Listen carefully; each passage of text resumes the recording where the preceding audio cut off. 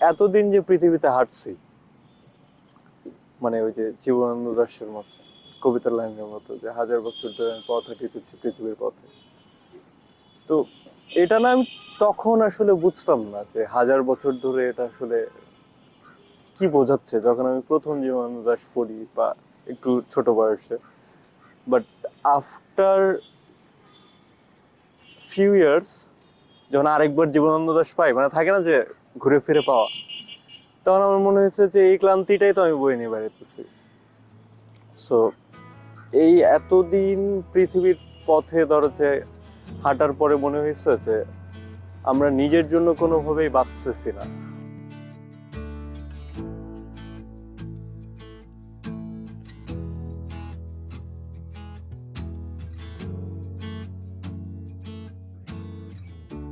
এই যে যেমন হচ্ছে রাজীব আশরাফের একটা গান, তোমার অর্ণব ভাইয়ের গাওয়া, হোক কলরব। তো হোক কলরব তাকে শিশুতোষ, রাজীব আশরাফ ভাই একদিন বলতেছিল যে একটা শিশুতোষ ব্যাপার থেকে ওনার লিখা। যেমন লাল না হয়ে নীল হলো কেন, মানে একটা বাচ্চা জন্ম হওয়ার পরে যেরকম হচ্ছে তার অনেক প্রশ্ন জন্মায় মনের মধ্যে, এরকম একটা জায়গা থেকে লেখা। কিন্তু দেখো এই গান তোমার হচ্ছে যাদবপুর ইউনিভার্সিটি, তারপরে কলকাতায় অনেক জায়গায় গ্রাফিতি করা আন্দোলনের গান হয়ে গেছে, রাইট? তো আমার মনে হয় যে আর্টিস্টের সার্থকতা আসলে ওই জায়গাটাতেই, যে যখন মানুষ নিজের সাথে নিজের পরিস্থিতির সাথে রিলেট করে ফেলে আর কি।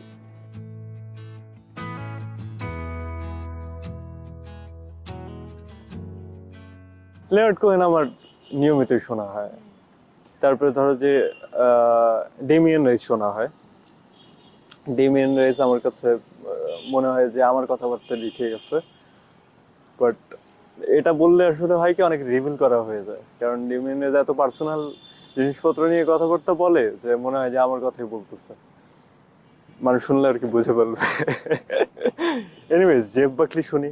জেফ বাকলি বেশ মজা করে সিঙ্গার সং রাইটার, অ্যান্ড তার লিরিক্যাল প্যাটার্ন বা হচ্ছে তার কম্পোজিশন আমার কাছে মনে হয় যে থাকে না যে সোল যে দিছে একদম ভেতর থেকে, এটা বোঝা যায়, মানে কোন একটা লেভেল থেকে যে ব্যাপারগুলো করে নেই, এটাও বোঝা যায়। মানে মিউজিক শুনলে তো বোঝা যায়, রাইট, যে তোমার একদম নিজের জন্য বানানো।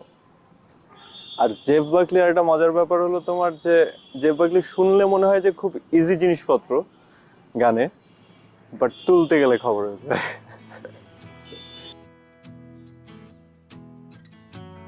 হ্যাঁ, র্যাপি র্যাপি র্যাপি আম্মা ও মা ও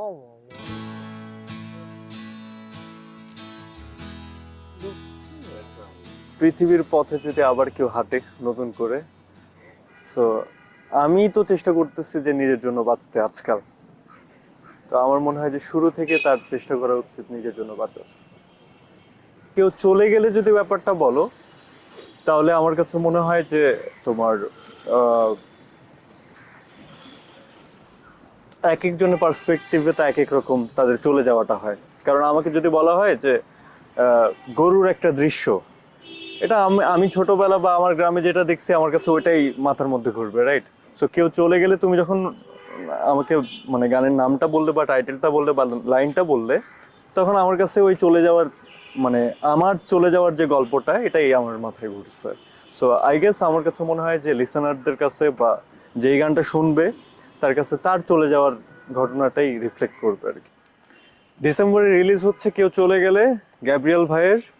আপনারা অবশ্যই শুনবেন, আমি তো অবশ্যই শুনবো।